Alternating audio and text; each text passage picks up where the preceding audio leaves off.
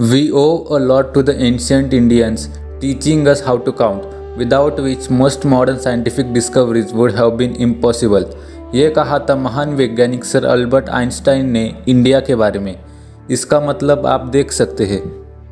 दुनिया की सबसे प्राचीन सभ्यताओं में से एक प्राचीन भारत ऋषि मुनियों तथा विद्वान और वैज्ञानिकों की भूमि थी। प्राचीन भारत में ऐसे कई खोजें हुई थी जिनकी वजह से आज मॉडर्न साइंस इतनी डेवलप कर गई है। इनमें से कई खोजें हमें पता है, जैसे कि जीरो यानी कि शून्य की खोज, और कई खोजें हमें नहीं पता। तो आज की वीडियो में हम जानेंगे ऐसे ही कुछ प्राचीन भारत की खोजें जो आधुनिक विज्ञान के मूलभूत है। The decimal system. भारत ने पूरी दुनिया को 10 चिन्हों से सभी अंक बनाना सिखाया और फिर इन्हें इस्तेमाल करते वक्त एक एब्सोल्यूट वैल्यू देने के लिए डेसिमल सिस्टम का भी निर्माण किया। डेसिमल सिस्टम की वजह से ही आज हम रुपए को पैसों में बांट पाते हैं। अगर डेसिमल सिस्टम न होती तो आज हम एक्यूरेट डिस्टेंसेस नहीं नाप पाते। अगर आप गूगल पे सर्च करते हैं कि who introduce the decimal system, तो आपको यहाँ पर चाइना का नाम देखने को मिलेगा। पर ये जान लो कि इंडिया ने डेसिमल सिस्टम को इन्वेंट किया था, ना कि इंट्रोड्यूस। इन्वेंट यानी कि खोज करना और इंट्रोड्यूस यानी कि दूसरों को इसके बारे में बताना। तो इंडिया ने डेसिमल सिस्टम की खोज की थी और चाइना के द्वारा पूरी दुनिया को इस सिस्टम के बारे में पता चला। इसका प्रूफ आप देख सकते हैं, तो कंफ्यूज मत होइए। Binary numbers. आपको भरोसा नहीं होगा, पर बाइनरी नंबर्स जो कि कंप्यूटर की बेसिक लैंग्वेज है, वो इंडिया में कई साल पहले जब कंप्यूटर्स भी नहीं थे तब बनी थी। 2nd सेंचुरी BC में पिंगल, जो कि एक ऑथर थे, इन्होंने अपनी बुक छंद शास्त्र में सबसे पहले इसके बारे में जिक्र किया था। ये आज कंप्यूटर्स में यूज किए जाने वाले बाइनरी लैंग्वेज से डिफरेंट थी और उस समय इसे किसी और उपयोग के लिए बनाया गया था। पर छंद शास्त्र सबसे पुरानी बुक है जिसमें बाइनरी के बारे में बताया गया है। इसमें हर नंबर को बाइनरी फॉर्म में कैसे एक्सप्रेस करें वो भी बताया गया है। बाइनरी यानी कि 2 से रिलेटेड। तो इस लैंग्वेज में 0 और 1 ये सिर्फ 2 ही डिजिट्स यूज किए जाते हैं, इसलिए इसे बाइनरी लैंग्वेज कहा जाता है। Ruler measurements. हड़प्पा में खुदाई करने पर आइवरी से बने मेजरमेंट रूलर्स मिले थे।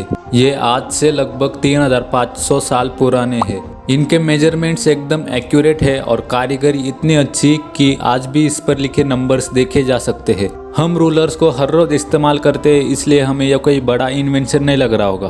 पर उस समय जब पूरी दुनिया में हाथ पैर के नाप से लंबाई नापी जाती थी, तब सिर्फ हड़प्पा में मेजरमेंट रूलर्स मौजूद थे। The theory of atom. Kanad. ये प्राचीन भारत के एक वैज्ञानिक थे। इनका कार्यकाल 6th सेंचुरी BC या फिर 4th सेंचुरी BC के बीच का माना जाता है।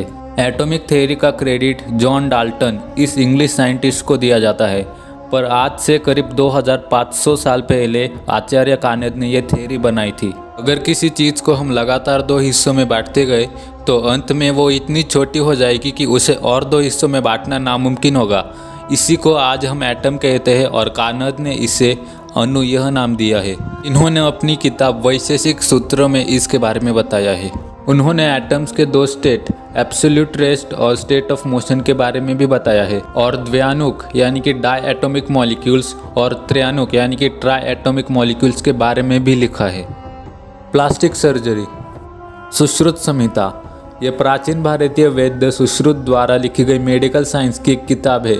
आप में से बहुत से लोगों ने स्कूल में इनके बारे में पढ़ा होगा। ये किताब 6th सेंचुरी BC यानी कि आज से करीब 2600 साल पहले लिखी गई थी। प्लास्टिक सर्जरी, जिसे हम मॉडर्न साइंस का एक करिश्मा मानते हैं, इसके बारे में आचार्य सुश्रुत ने कई साल पहले ही लिख दिया था। सुश्रुत संहिता में कई सारी बीमारियों के इलाज, पेड़ पौधों की जानकारी और उनके औषधि गुण और प्लास्टिक सर्जरी के कई तकनीक के बारे में लिखा है। इस किताब का सबसे विख्यात हिस्सा नासिका संधान यानी कि रिकंस्ट्रक्शन ऑफ नोज है।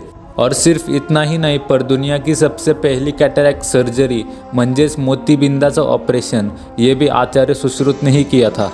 बाद में इनकी किताब का भाषांतर अरबी भाषा में हुआ था और फिर अरबी लोगों ने इस नॉलेज को वेस्टर्न कंट्रीज तक पहुंचाया। The heliocentric theory. प्राचीन भारतीय गणितज्ञ आर्यभट्ट की किताब आर्यभट्टीय प्राचीन युग के बेस्ट एस्ट्रोनॉमिकल बुक्स में से एक है। ये आज से लगभग 1500 साल पहले लिखी गई थी। उस समय ऐसा माना जाता था कि धरती फ्लैट है और सोलर सिस्टम का सेंटर धरती है, जिसका बाकी प्लैनेट्स और सन चक्कर लगाते हैं। पर इन्होंने बताया कि धरती गोल है और सोलर सिस्टम का सेंटर धरती नहीं पर सूरज है। उन्होंने सूर्य ग्रहण और चंद्र ग्रहण के बारे में भी अंदाजे लगाए थे और मैथमेटिक्स का इस्तेमाल करके दिन की लंबाई और धरती और चांद के बीच की दूरी भी नाप ली थी, बिना किसी मॉडर्न इंस्ट्रूमेंट को यूज किए। तो ये थी प्राचीन भारत की कुछ आधुनिक खोजें। इसके जैसे कई और भी है पर वीडियो लंबी हो जाती इसलिए बता नहीं पाया। अगर इस वीडियो को अच्छा रिस्पॉन्स मिलता है तो वो भी कवर कर लूँगा। धन्यवाद। अभी आपने वीडियो में जो ये स्टैचू देखा वो आर्यभट्ट का पूरी दुनिया में इकलौता स्टैचू है।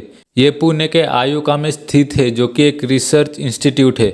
इंटरनेट पर आप इसके बारे में देख सकते हैं।